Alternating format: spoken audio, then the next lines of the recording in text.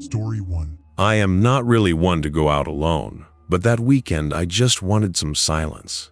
I was in Cape Elizabeth, Maine, visiting my cousin, and I decided to take a walk along the beach at dawn. Crescent Beach is known for being quiet, especially out of season, and that morning it was absolutely deserted. The air was freezing, and the sound of crashing waves was the only thing that could be heard. I walked for a while, feeling the damp sand beneath my feet, until I noticed something that, at the time, didn't seem like much at all. Footprints. They appeared to be from a large dog, something like a German Shepherd or larger. I thought someone must have passed by there early with the animal, but I didn't see anyone around, nor any recent signs of people. I kept walking, but something started to bother me. The footprints were fresh, well-defined, and followed a strange line. Apparently, they skirted the path I was taking, never very close, but also not moving completely away. At first, I thought maybe I was imagining things, but I stopped and studied the sand carefully. It was as if the dog was following me from a distance, keeping a circle around me. And then I noticed something that made my stomach turn cold. There were no returning footprints, only leading ones. It was as if the creature had never stopped or turned back, just kept going. I decided to keep walking, trying not to think about it too much. Maybe it was just a coincidence. Maybe the dog and its owner had taken another path. But the more I walked, the more it became clear that wasn't the case. The footprints kept appearing, always maintaining that uncomfortable distance, as if something or someone was watching me. That's when I started to hear a low, almost imperceptible sound, as if something was scratching the sand. The sound stopped whenever I stopped. This made the discomfort grow to a level I had never felt before. It was then that I noticed something even stranger. The footprints were getting bigger. At first, they were clearly from a large dog, but now they appeared deeper, with the claw marks becoming more evident. I crouched down to get a better look, and it was impossible not to feel the shiver running up my spine. They didn't look normal. The paws were strangely proportioned, almost as if they belonged to an animal I couldn't identify. When I looked up again, I had the unmistakable feeling of being watched. My heart started beating fast, but the beach still felt completely empty. I don't know exactly how long I kept walking.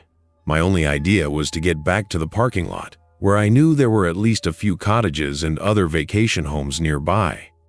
But the beach seemed to have extended in an absurd way. The path I had taken to get there shouldn't take so long to travel back. It was like I was stuck in a loop, going and going but not getting any closer to the end. I looked at the horizon, the dunes, and the sea, trying to find any sign that I was getting closer to the exit, but it seemed like everything had gotten further away. Suddenly, I felt something I will never forget.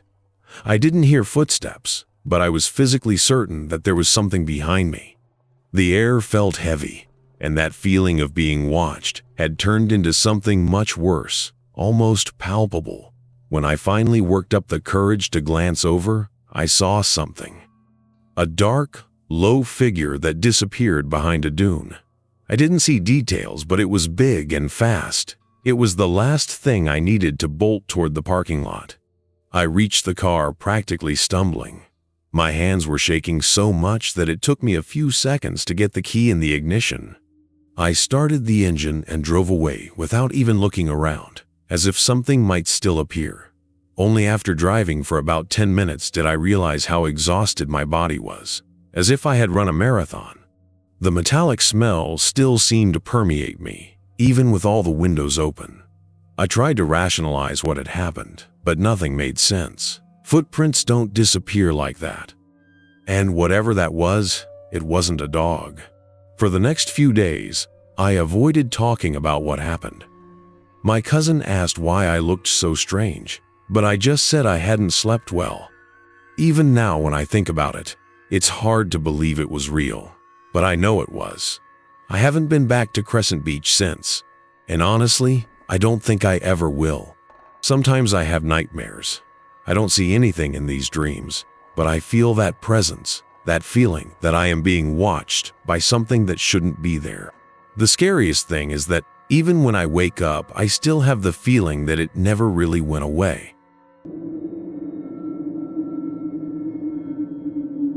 Story 2. I have always lived in a quiet house in the suburbs of Omaha, Nebraska, a place where everything seemed calm, without much excitement, and the neighbors were the type that you could forget they existed because they were so peaceful. But there was the neighbor's dog, Max. This dog barked all the time. It didn't matter if it was day or night. Whenever someone walked down the street or anything moved, Max was there, screaming as if he was going to attack. I had already gotten used to it. It didn't bother me so much. On the contrary, I even felt a certain security with the dog's sound, as if it were an alarm for anything strange that could happen nearby. But that night, something was different. It was a Friday night. The sky was clear and the full moon lit up everything outside. I was on the sofa in the living room watching a movie when I noticed something strange. Silence. I even stopped breathing for a moment, trying to understand what was happening. Max wasn't barking anymore. That wasn't normal, especially for a night like that, when any movement on the street should have triggered his reaction. I went to the window and looked at the neighbor's yard, and that's when something made my blood run cold. There, in the middle of the lawn, right at the fence line, was a shadow. It wasn't like an ordinary person. It seemed more like a shape, something without an exact definition. The strangest thing is that Max wasn't there, as usual, running or barking. He was completely silent, and I felt something was very wrong at that moment. My first reaction was confusion. I thought maybe I was imagining things, so I forced myself to look again, trying to convince myself that it was just my brain creating paranoid scenarios. But no, the shadow was still there, motionless, standing in the middle of the neighbor's yard. I felt strangely drawn to that figure, as if something inside me was forcing me to look closer. I could feel my heart beating faster, but I couldn't look away. And the silence was worse than any noise. It was as if the world had suddenly stopped and I was trapped in a nightmare. I couldn't understand how the dog, normally so noisy, wasn't making a sound. I tried to convince myself that the shadow was just an illusion, perhaps a poorly lit tree or an object that was cast strangely by the moonlight. But something inside me told me it wasn't like that at all. So I grabbed the flashlight that was on the table next to me and went to the back door. I took a deep breath before opening the door, trying to gain courage. Max, the neighbor's dog, was always there, barking and running close to the fence, as if he knew he could protect the place. But not this time. There was no sound coming from the yard, not even the faintest sound of paws dragging across the ground. I didn't know what to do, so I started walking towards the fence with the flashlight in my hand, trying to see better. And it was at that moment that I realized something even more disturbing. The shadow was closer than I remembered. My breathing became heavier. The shadow, which had previously seemed distant, was now very close to the fence, almost merging with the surrounding darkness. My feet were glued to the floor, and for a moment, I didn't really know what to do.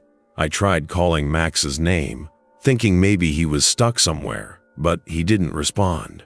Nothing. No barking. No movement.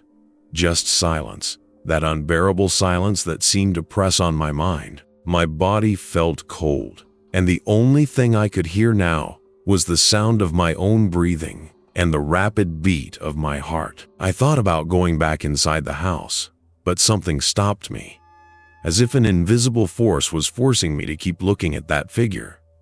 Then the shadow moved. It wasn't fast nor hurried, but it was a movement that had no explanation. The shape seemed to lengthen in a strange way, as if it were stretching or contorting.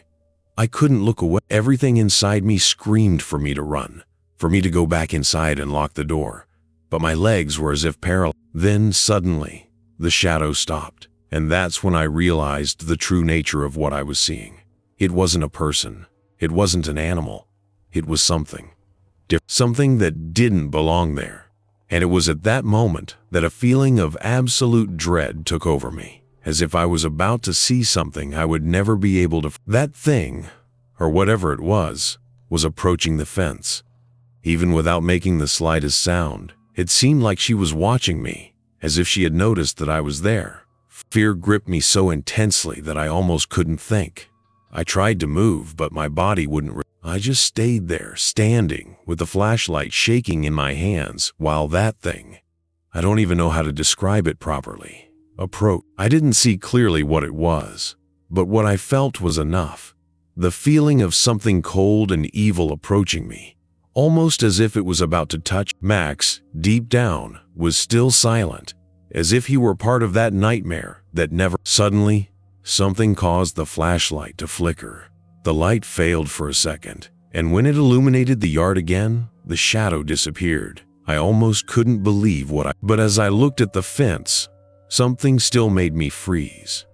It was no longer the shadow itself, but what was in its place. Max was there, motionless, with wide eyes, staring into the void where the shadow. He didn't bark, he didn't move, he just stood there, frozen, as if he was unable to move away from whatever had happened. The dog was visibly scared, and that made me feel an even deeper. The silence was interrupted by the sound of the wind, and I finally managed to move, running back to the safety of the house. But, to this day, what happened that night remains inexplicable. Max never barked again, and the neighbor's strange silence became something that haunts me to this. The next morning, I couldn't get that scene out of my head.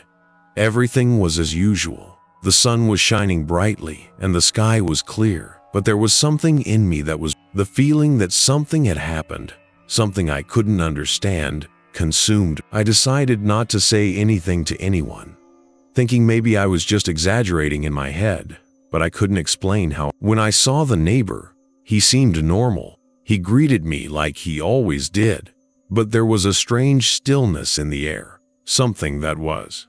I looked into his yard, where the shadow had been, but there was no sign of anything, no anomalies, no explanation, just the empty field, as it always should be. The days passed, and over time, the feeling of discomfort became part of my daily life. Max never barked again, and the neighbor never commented on the dog's behavior. It was as if everything had returned to normal, but normal was no longer the same. Something had changed, and I didn't know. One night a week later, I was in the same position, looking out the window, hoping to see something again. But I didn't see. Yet that feeling that I was being watched, never completely left me. As if the shadow, or whatever it was, had left a mark. I never knew what happened that night, but one thing is certain. Since then, whenever silence overtakes the neighborhood, I feel a shiver run down my spine, as if the thing I saw that night could return at any moment. Today, looking back, I still can't find an explanation. Max never barked again, and his behavior was never. The neighbor seems to continue his life normally, but there is something different in the air, something that changed that. Sometimes when I catch myself looking out the window, I try to convince myself that it was just my mind playing tricks on me. But the feeling that something lurks in the shadows has never gone up. Every time the silence settles, my stomach turns, and a feeling of dread washes over me. Sometimes I look into my neighbor's yard, hoping to see something, but I never see. And yet, something inside me tells me that night wasn't just an. I know I will never fully understand what happened. The shadow, the silence, it all seemed so real, but at the same time so impossible. The worst thing is, somewhere inside me, I know this wasn't just an isolated. I feel like that thing, whatever it is still out there, lurking in the shadows, waiting for the right moment to appear again. Scariest of all, I have a feeling that deep down she never. Maybe she's just waiting, hiding in the cracks of the world, waiting for the right moment to show herself again. And when that happens, I don't know if I'll be able to. Story 3. I've never been a very fit person, But since moving to Boston, I've started taking evening walks to try to improve my health. I live in a quiet neighborhood in Somerville, and honestly, I've always felt safe walking around here even late at night. Until that Thursday. It was almost 11 p.m. when I decided to take my usual walk around Davis Square. The weather was pleasant for an October night, so I thought about extending the route a little longer. Little did I know that this decision would completely change my life and the way I approach my night walks. I am still trying to understand what happened that night, and even after 3 months, my hands still shake just remembering it. I can no longer go near that area without getting chills, and I have completely abandoned the idea of walking after dark. I was walking down Holland Street, listening to music on my headphones as I always did, when something strange happened. At first, it was like a distant noise mixed in with the music, so I didn't pay much attention to it. But then it became clearer. It was a bark, only unlike any I had ever heard before. I took off one of the headphones to hear better, and my blood ran cold. It didn't sound like a normal dog bark. It sounded like someone was trying to pronounce my name, Sarah. I thought I was going crazy, that my brain must be playing tricks on me. I stopped walking and looked around, trying to locate where the sound was coming from. That's when I saw, standing under one of the few lamps that still worked on the street, a huge black dog, bigger than any I had ever seen, staring at me fixedly. My first instinct was to try to convince myself that it was just a lost dog, maybe a large Labrador or a German Shepherd.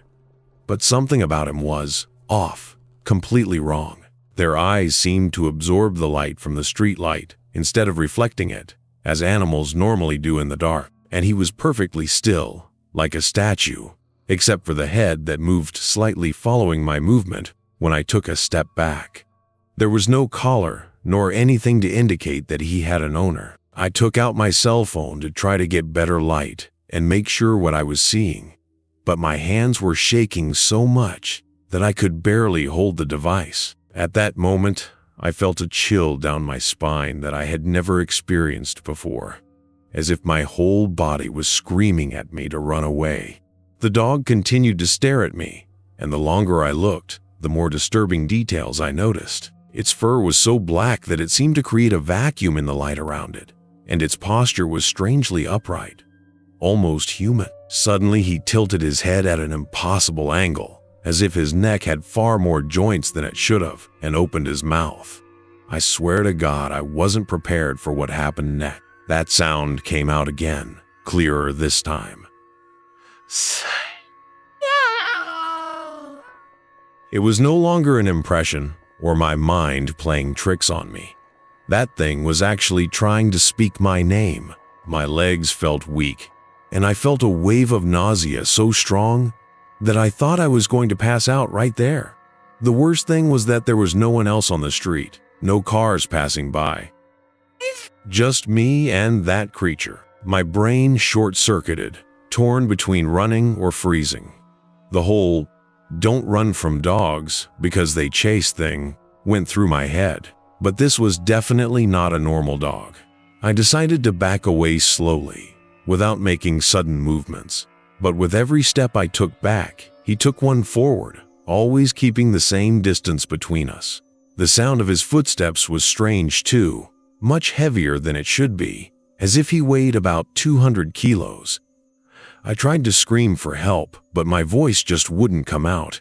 It was as if the air around me had become too dense, making it difficult to even breathe. I started to feel ringing in my ears, and my vision started to get blurry at the edges, probably from panic. That's when I noticed something even more disturbing.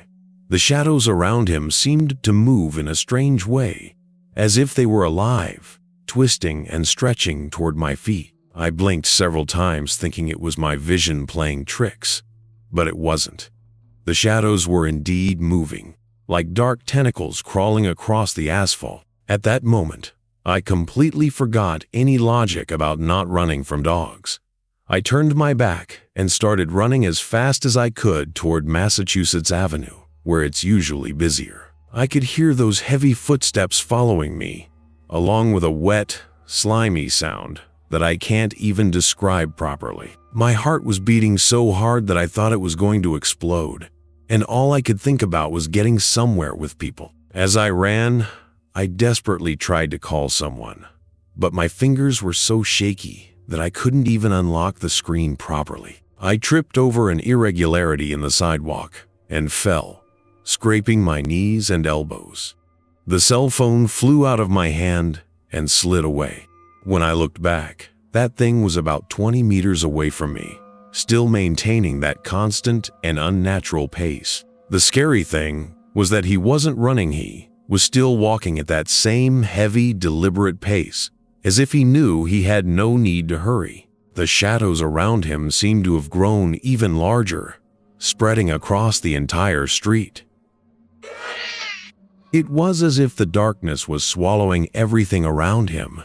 I jumped up, ignoring the pain, and continued running, leaving my cell phone behind. I finally saw the lights on Mass Ave and started screaming for help. There were some people leaving a bar, and when they saw me in that state, a guy asked if I was okay.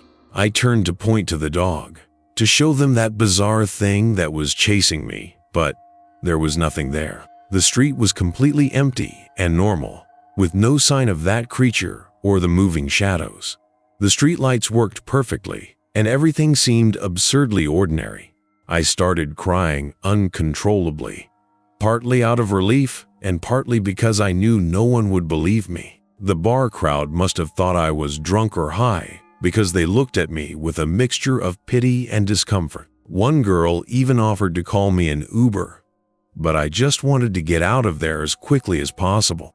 The next morning, I went back to Holland Street to look for my cell phone. It was a new iPhone, and even though I was scared to death, I needed to try to get it back. I went to the place where it had fallen, and there it was, with the screen completely cracked. But there was something very strange. Around the cell phone, in a perfect circle about 2 meters in diameter, the asphalt was completely dry, while the rest of the street was wet from the morning dew. When I picked up the cell phone, I noticed strange marks on the floor, looking like huge, deep footprints, as if something very heavy had passed there. I took some photos with a camera on my broken cell phone, but when I got home and looked, they were all completely black, as if I had photographed a black hole. It's been 3 months since that night, and I still can't explain what happened. I changed all my schedules and routines. I never went out alone after dark again, and I moved to another neighborhood the following week. The most disturbing thing is that, since then, every night at around 11 p.m., my new cell phone that one was unusable receives a notification from an unknown number. When I open it, there is no message, just an empty audio file of exactly 3 seconds. I've blocked dozens of different numbers, but the notifications keep coming. I've tried telling this to some people, including my therapist, but everyone thinks it was just a panic attack or my imagination. Maybe they're right, but I know what I saw that night. And every time I hear a dog barking on the street, even during the day, my entire body freezes, because for a split second, I always think I am going to hear my name again. Yesterday, something happened that made me finally get the courage to share this story here on the forum. I was organizing some old things and found the coat I was wearing that night. In the inside pocket, I found something that I am absolutely sure wasn't there before, an aged piece of paper, folded in a way that was impossible to replicate. When I managed to open it, my fingers tingled with a numb sensation. It wasn't exactly a drawing. It was more like someone had captured a shadow on paper. The image seemed to move slightly when you weren't looking directly at it, always in your peripheral vision. The edges of the paper had markings that looked like ancient symbols, but every time I tried to focus on them, they seemed to rearrange themselves into different shapes. The entire paper emanated an odor that I can't describe. It wasn't rotten. It wasn't burnt. It was a smell that my brain simply can't process. I decided to post this here because I need to know if anyone else in Somerville or the Boston area has experienced something similar. I know it sounds crazy, but since that night, I've been researching sightings of black dogs in folklore and found some similar stories on old forums, mostly in areas near Mount Auburn Cemetery. Most of the reports were deleted or the users disappeared, but they all mentioned an abnormally large black dog that appeared at night. Some even talked about him trying to communicate. I am posting this not only to vent, but also as a warning.